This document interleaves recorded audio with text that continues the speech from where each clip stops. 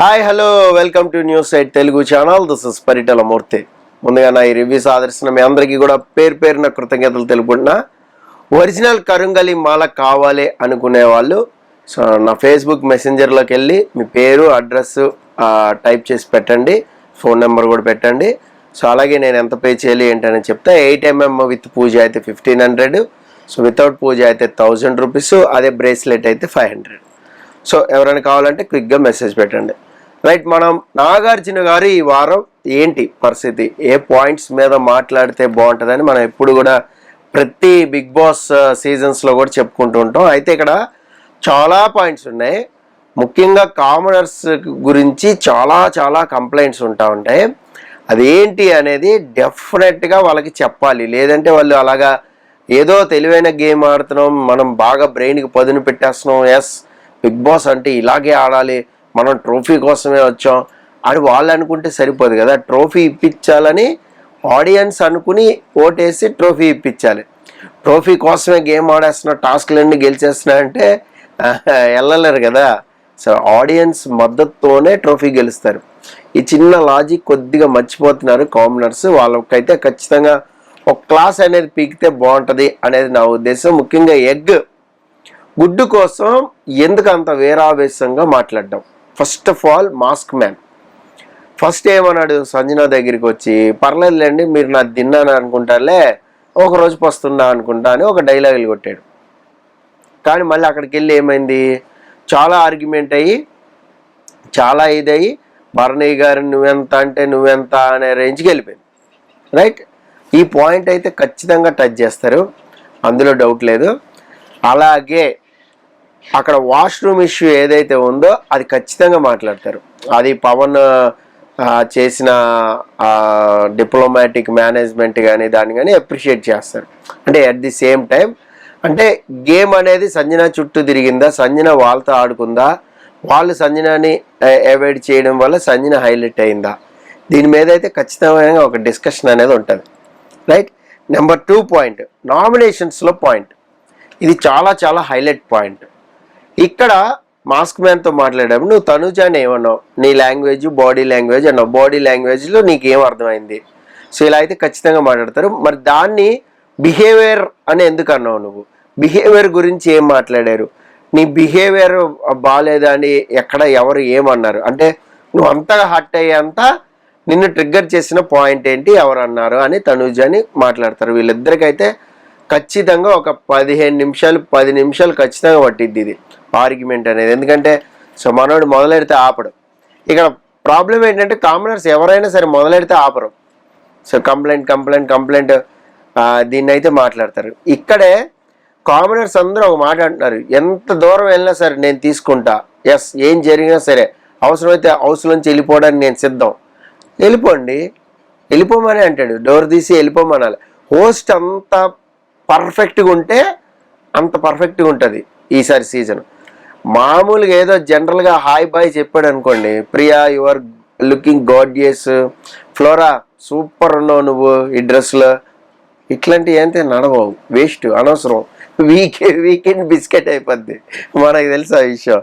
Next రాము Rathod point. అబ్బా, రాము Rathod point మీద చాలా నామినేషన్ ఇచ్చేంత పాయింట్ ఉందా. ఒకటి మామూలుగా క్యాజువల్గా అన్నాడు, మళ్ళీ రూల్స్ బ్రేక్ చేసినట్టు అవుతుందేమో చూసుకుంటే బెస్ట్ అన్నాడు.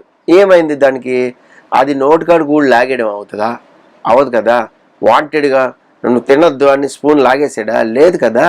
అది ఎందుకంత సీన్ చేశారనేది అర్థం కాల. సరే అన్నది దమ్ము శ్రీజ్ అని రియాక్ట్ అయింది ప్రియా, వీళ్ళిద్దరూ వెళ్ళిపోయి లోపలికి వెళ్ళిపోయి మగప్ చేసేసి దాన్ని ఇష్యూ కింద చేస్తే అక్కడ హరిత హరీష్ పెదరాయుడు తీర్పుల్లాగా స్టేట్మెంట్లు చెప్పేశాడు. ఈ పాయింట్ మీద నామినేషన్ పడిపోయింది మనోడికి. పైగా అక్కడ మర్యాద మనిషి ఏంటి, మనోడు ఇన్నోసెంట్ కార్డు వాడతాం, ఇది కొత్తగా విన్నాను, ఇన్నోసెంట్ కార్డు వాడతాం ఏంటి అంటే ఇన్నోసెంట్గా ఫేస్ పెట్టేస్తే జనాలకు నచ్చేస్తుందా, లేదంటే ఇన్నోసెంట్గా బిహేవ్ చేస్తే జనాలకు నచ్చేస్తుందా అంటే ఇది కొద్దిగా ఓవర్ థింకింగ్ అయిపోతుంది. ఇదైతే ఖచ్చితంగా మాట్లాడతారు. అలాగే ఇదే టైం మర్యాద మనిషికి కూడా పడుతుంది గట్టిగా. సంచాలక్గా నువ్వేం చేసావు, సంచాలక్గా నువ్వు తీసుకుంది రైట్ డెసిషనా అంటే డిస్క్వాలిఫై చేసేయడం రైటా, ఇద్దరు నాపావు వెళ్తుంటే అబ్బాబే ఆగండి గ్రీన్ పడేవారు, కానీ ఇద్దరిని చేయి పెట్టి మరీ ఆపావు ఎంపైర్ లాగా. బట్ ఇమానియల్ని ఆపలా. సరే ఆయన తీసాడు ఆవేశంలో, వెంటనే లైట్ వెలిగింది కదా సెకండ్లో. అది నువ్వు స్పార్క్లో చూడలేదా? ఓకే తీస్తారుగా, లైట్ వస్తుందిగా, మీరు వెళ్ళిపోండి అంటే అయిపోను కదా అక్కడ.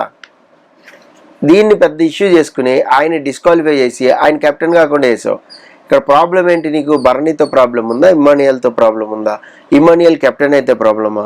ఇలాంటివన్నీ వాళ్ళు ఎంత లాజిక్గా మాట్లాడుతున్నా అంత లాజిక్గా హోస్ట్ నాగార్జున క్లాసు పడితే మౌనమే అయిపోద్ది. అక్కడ మౌనంగా ఉంటారనమాట, వింటారు.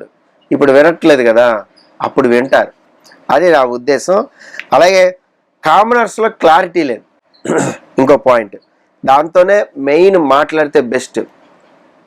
Consequences face చేస్తానంటాం. అలాగే వాళ్ళు గ్రూప్గా ఒకటిగా లేరు, వాళ్ళు సరే నీ ఇష్టం.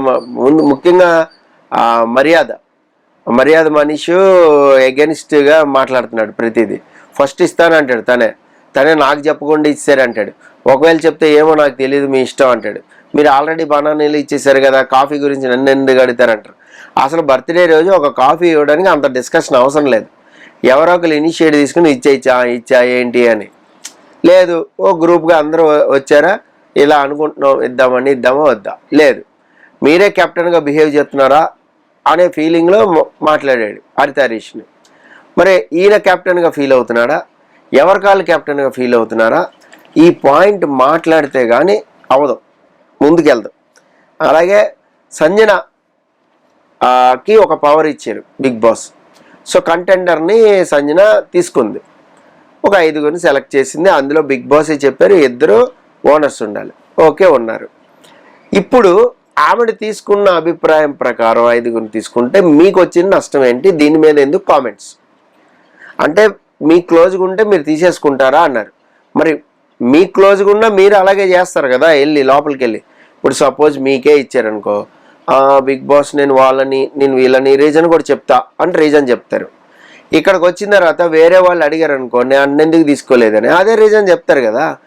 సో అదే రీజన్ చెప్పింది, చాలా ఓపెన్గా ఫెయిర్గా చెప్పింది. నాతో క్లోజ్గా ఉన్నారు, నాకు కొంచెం హెల్పింగ్గా ఉన్నాడు, నాకు కొంచెం బేబీలాగా అనిపించిందని సృష్టిని తీసుకుంది. అంటే నేను గెలవాలి కాబట్టి ఏదైనా ఫిజికల్ టెస్ట్ 5గురికి పెట్టారనుకో తను గెలిచేది కదా, అందుకని చెప్పింది. అంటే వేరే వాళ్ళని రీతుని కానీ వేరే వాళ్ళని తీసుకుంటే వాళ్ళు కొంచెం ముందుకు వెళ్ళిపోతారు కదా, యంగ్ కదా, వెళ్ళిపోయే ఛాన్స్ ఉంది.